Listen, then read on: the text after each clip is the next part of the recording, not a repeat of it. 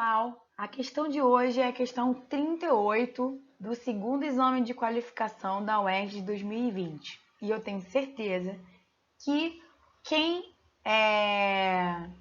foi meu aluno, com certeza, faz parte dos 68% de pessoas que acertaram essa questão, tá? Se você não viu ainda a aula sobre gráficos, dá uma olhada lá no meu Instagram, no professora.bianca.margato, tá? Lá nos destaques tem um destaque sobre aula e lá dentro tem falando sobre gráficos, tá? Vamos lá, gráfico é uma pedra no sapato dos alunos, não deixa ser uma pedra no seu sapato. O gráfico abaixo indica a variação da aceleração de um corpo inicialmente em repouso e da força que atua sobre ele. Então, a aceleração A e a força F. Quando a velocidade do corpo é 10 metros por segundo, então vamos anotar os dados, né? Vamos seguir lá as técnicas de resolução de exercício, que tem lá um vídeo no IGTV de uma live que eu dei sobre técnica de resolução de exercício. E também tem um e-book, tá? Gratuito. É só você comentar lá e comentar o seu e-mail e marcar um amigo que você vai receber esse e-book, tá?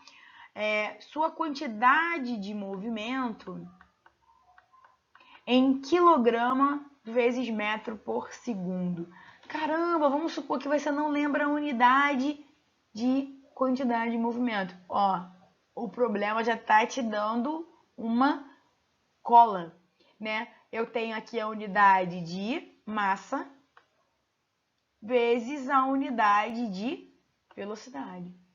Então, a quantidade de movimento ela é dada através da multiplicação da massa pela velocidade, ok? Ótimo. Mas ele te deu a velocidade, mas não te deu a massa, né? Ele quer a quantidade de movimento, essa é a incógnita. Tem que estar em quilograma vezes metros por segundo. Foi assim que a gente descobriu, né, a fórmula. Se a gente não, né, se você não tivesse lembrado, dava para você identificar a fórmula. Algumas grandezas não têm uma unidade com nome especial. Por exemplo, a quantidade de movimento, o impulso, que é Newton vezes segundo. Agora, a força, ela tem uma unidade que tem um nome, que é Newton. É quilograma vezes metro por segundo ao quadrado, mas tem um nome. Diferente da quantidade de movimento, que não tem um nome, tá? É quilograma vezes metro por segundo mesmo. Então, antes de achar essa grandeza, que é a quantidade de movimento, eu tenho que achar a massa. E eu vou achar a massa a partir dos dados que o problema me deu. Então, eu li o enunciado, estou aqui apontando, desculpa. Eu li o enunciado e a única coisa que ele me deu foi a velocidade. Mas tem um gráfico, né, que eu vou analisar. Como é que você analisa o gráfico? Você analisa quais são as unidades que estão nos eixos. Eu tenho aqui no eixo vertical a força em Newton, é a primeira coisa que você tem que fazer. E o eixo horizontal é a aceleração em metros por segundo ao quadrado. Opa, peraí, tem uma fórmula que eu conheço que liga a força e a aceleração. Essa fórmula é a segunda lei de Newton. E olha aqui quem aparece. Então, olhou um gráfico, tenta descobrir uma fórmula que ligue os dois eixos, tá? Que ligue a grandeza que está no eixo vertical, no eixo Y, que no caso é força, com a grandeza da aceleração. Então, aqui, olha que interessante, é através do gráfico que eu vou identificar a massa. Mas como é que eu vou fazer? É a área? É a divisão? Como eu vou fazer?